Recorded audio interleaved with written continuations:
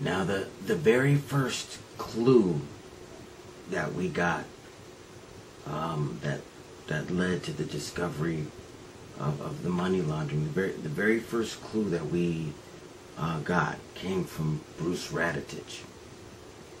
And we've talked about Bruce Raditich before, so I won't get into that. But it was actually something that Bruce Raditich said in a conversation with various parties that actually led to the discovery of the money trail, so to speak. Bruce Raditich was having a conversation with two individuals, and in that conversation, Mr. Raditich had stated that Arlen Meyer, he's a retired traveling overseer. Mr. Meyer was forced to resign, and that's something that's not public knowledge, and I'm not going to get into the mechanics behind why he was forced to resign. We'll cover that another time, but most people don't know this. They think he just got to the end of his tenure and just resigned, but he was basically forced to step down.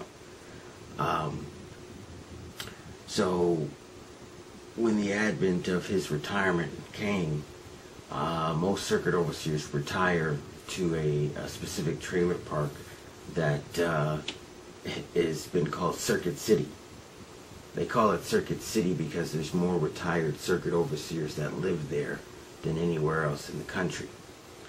But during the course of this conversation, Mr. Raditich had told two individuals that Arlen Meyer had purchased his trailer, his mobile home, and that the cost of the mobile home was $79,000.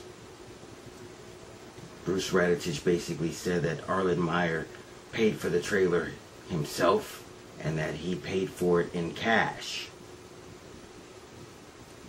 And that was the very first thing that kind of let me know that something was way wrong. Because if you are a circuit overseer or a district overseer or a traveling overseer or anything like that, you of course have to take a vow of poverty. So the question that I had to ask was, if Arlen Meyer had taken a vow of poverty, how could this man be able to purchase a $79,000 trailer and pay cash for it? That would be impossible. If you've taken a vow of poverty, there's no way that he would have been able to save up $79,000. And the logic is this: if he was willing to spend $79,000, he's not going to spend all the money he has, logically. So you have to figure if he's willing to spend $79,000, he probably had $150,000 saved up or somewhere. Which then goes back to my original question of, how could a traveling overseer who's taking a vow of poverty have this kind of money? And not only did he pay cash for this mobile home, he was also reimbursed for the full amount of the mobile home by the service desk. And this is what Mr. Raditich had told these two individuals in this conversation. And one of the individuals basically informed me. And that was kind of the catalyst that made me realize there's either some very creative money management going on here, or there's something else going on. And it was actually this information that came from Mr. Raditich himself that actually kind of got the wheels turning and made me realize that